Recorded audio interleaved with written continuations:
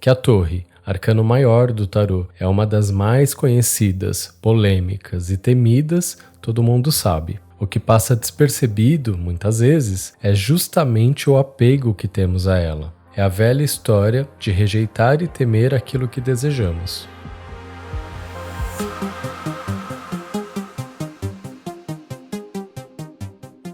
Olá, espero que você esteja bem. Meu nome é Diego Ponciano e esse é o Alouca Tarô Podcast. Bem-vindo!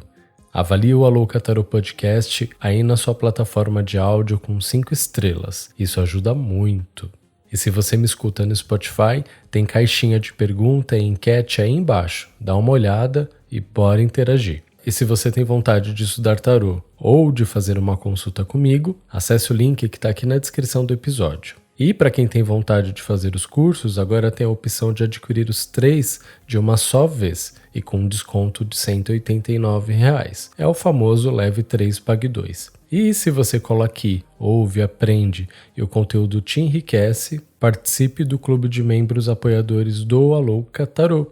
Essa é uma oportunidade de você contribuir e tornar esse projeto sustentável, assim eu fico por aqui. Com R$15 mensais você apoia, faz parte do grupo do Telegram e ganha mimos. A gente já está se encontrando mensalmente, ao vivo e virtualmente para todo mundo participar, para conversar sobre tarô e temos feito também leituras coletivas para quem participa. Para você fazer parte do Alouca Tarô Clube, também tem link aqui na descrição do episódio. Essas são maneiras de você contribuir e fazer parte desse projeto. Assim, ele continua existindo e comunicando o que inspira o bem viver. Eu conto com você. A Torre, dentro e fora da taromancia, vem comunicar que estruturas estão a ruir ou prestes a. Isso assusta muita gente, e com razão. Afinal de contas, estamos falando de coisas preciosíssimas. A Torre não é qualquer coisinha, sendo levada embora por um simples sopro. Não, ela é uma baita de uma torre e foi fortemente edificada.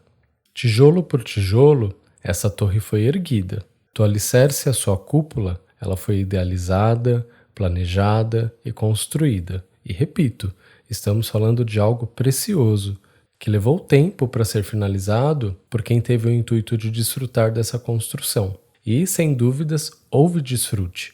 A cara das pessoas que caem da torre nas representações do tarô clássicas, modernas e contemporâneas evidenciam isso. Inclusive, o que não podemos ver, mas que também está dentro da torre, também foi idealizado, adquirido e disposto da melhor maneira possível por quem a decorou. Ou vocês acham que a torre é oca?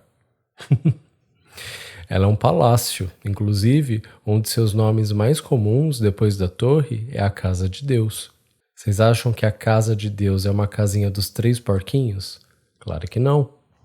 Uma vez a torre idealizada, planejada, construída, finalizada, decorada e por fim habitada, talvez seus moradores tenham vivido ali por anos, décadas, talvez seja até uma torre hereditária, passada de geração a geração.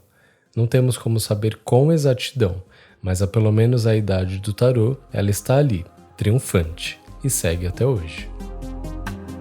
Esse arcano, não raramente e principalmente por estar próximo do fim da sequência que compõe os arcanos maiores, é associado à iluminação pessoal. Como assim? Pois é, como algo tão destruidor e que causa medo a tanta gente pode comunicar iluminação pessoal, expansão de consciência, amadurecimento espiritual? Como é possível algo tão grotesco e traumático trazer coisas tão auspiciosas? Fica parecendo aquele famoso tudo acontece por um motivo, que se aproxima também do conceito de karma. E já falei muitas vezes aqui que essas falas são perigosas e excludentes também. Expansão de consciência e investimento de tempo na espiritualidade, autoconhecimento, desenvolvimento pessoal e afins é para quem pode. Lembremos disso. Mas então, por que a torre também remete a esse tipo de coisa? Bom, ela remete a isso porque o tarô fala da humanidade de todas as eras. E a nossa era é excludente. Edificamos torres e deixamos à mercê milhares. E isso é problema nosso, não do tarô. É a gente que cria abismos sociais. não ele. Abre aspas. Não deveríamos pensar que a psique ou a vida provoca desastres simplesmente para nos punir. As chamas caindo de cada lado da torre têm o formato da letra hebraica Yud, a primeira letra do nome de Deus. Elas simbolizam não a ira, mas a graça. O universo e a mente humana não permitirão que permaneçamos para sempre aprisionados em nossas torres de ilusão e repressão. Se não pudermos nos libertar pacificamente, as forças da vida arranjarão uma explosão. Fecha aspas. Essa citação e todas as demais presentes nesse episódio são do livro 78 Graus de Sabedoria, da autora Rachel Pollack. Mas se a torre vem então, não apenas para destruir, mas para trazer junto expansão e iluminação, ela não poderia ser mais fofinha? Não poderíamos pular direto para o próximo arcano? Mas não, passamos por morte, ganhamos um respiro na temperança, para depois nos depararmos com o diabo e depois com a torre. E é o diabo quem constrói a torre. Inclusive, um dos nomes desse arcano é também a casa do diabo, o nosso diabo, não o diabo mitológico, que por ser mitológico não existe. Mas o nosso existe e ele ama a matéria, ama tudo aquilo que nos dá segurança. Ele ama torres. Se você tem interesse nesse tema, ouça o episódio A Era do Diabo. Lá eu falo bastante sobre isso. O diabo é materialista. É na matéria que ele encontra suas respostas. Logo, é mais do que esperado que ele edifique uma torre para si. A única coisa com a qual ele pode contar é com os tijolos. Cimento, telha, ouro, sofá, televisão, cama, banquetes, roupas, sapatos, mármore. A lista é imensa. A torre do diabo não é qualquer coisa. E nós mesmos somos o diabo, famintos por segurança e tudo aquilo que na materialidade nos reafirma. Mas Diego, sapato não é tão relevante assim comparado com uma torre, né? Depende de quem usa o sapato. O sapatinho da Cinderela só servia nela. E não era só um sapatinho, era o sapato que, uma vez calçado, a levaria para morar num castelo e a se casar com um príncipe encantado. E esse é só um exemplo de um conto de como as torres estão também nas, entre aspas, pequenas coisas. Tem gente que sem um par de sapato novo por semana surta. É verdade. E se amanhã ela não puder mais comprar semanalmente um novo par de sapatos, o que vai acontecer? Ela vai surtar? Vai se endividar? Abre aspas.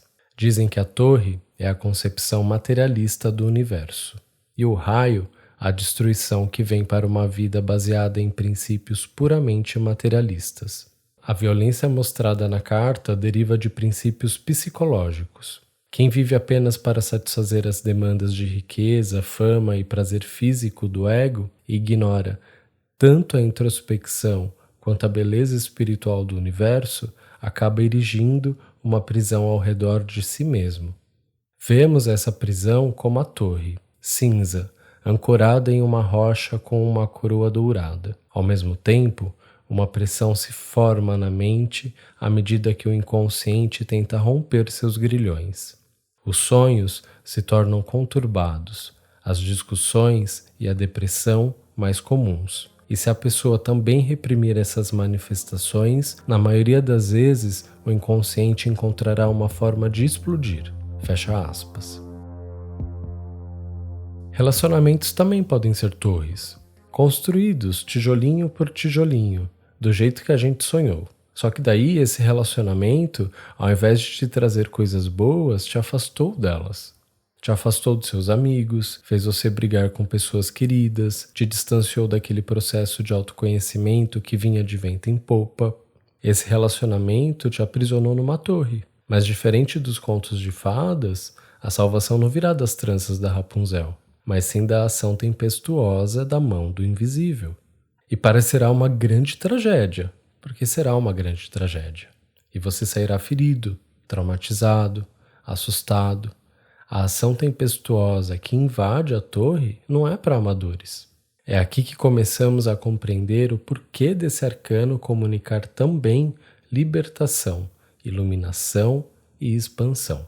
Entender não significa que a queda será amena. Não. Entender significa que entendemos o que está acontecendo e, mesmo em dor, seguimos adiante, pois sabemos que logo ali, virando a esquina, vamos nos deparar com a estrela. Abre aspas. Os místicos também nos dizem que a revelação vem como um raio que destrói as ilusões do mundo material em um único flash ofuscante. Pouco importam o tempo dedicado à meditação e aos anos de orações ou treinamentos ocultistas, pois a verdade vem de uma só vez, ou simplesmente não vem. Fecha aspas. Somos mestres em edificar torres. Que torres você tem construído? O que é sagrado para você a ponto de você não abrir mão? O que se tornou o seu Senhor? Minha recomendação, através dessa pequena meditação, é que aprendamos com a torre, que ela nos sirva de lição não apenas através de seu raio fulminante, mas que depois de alguns desses, possamos prestar mais atenção ao que temos dedicado energia, que prestemos atenção a que tipo de torres temos edificado em nossas vidas, principalmente as torres materiais e interpessoais. Se você está aqui, me ouvindo, provavelmente gosta de tarô. Na dúvida, recorra a ele numa leitura. Ele é ótimo para nos avisar quando estamos entrando numa furada.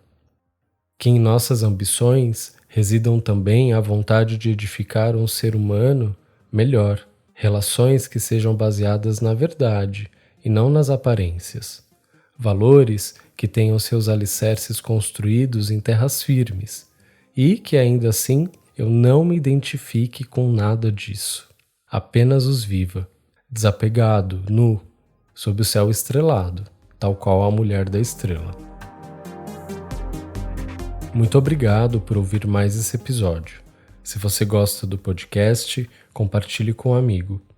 E vem me contar como esse tema e mensagem arcana tocaram você. O melhor lugar para fazer isso é no Instagram, @aloucatarô. E para fazer uma consulta comigo e começar a estudar tarô hoje, tem link aqui na descrição do episódio. Um beijo. Tchau.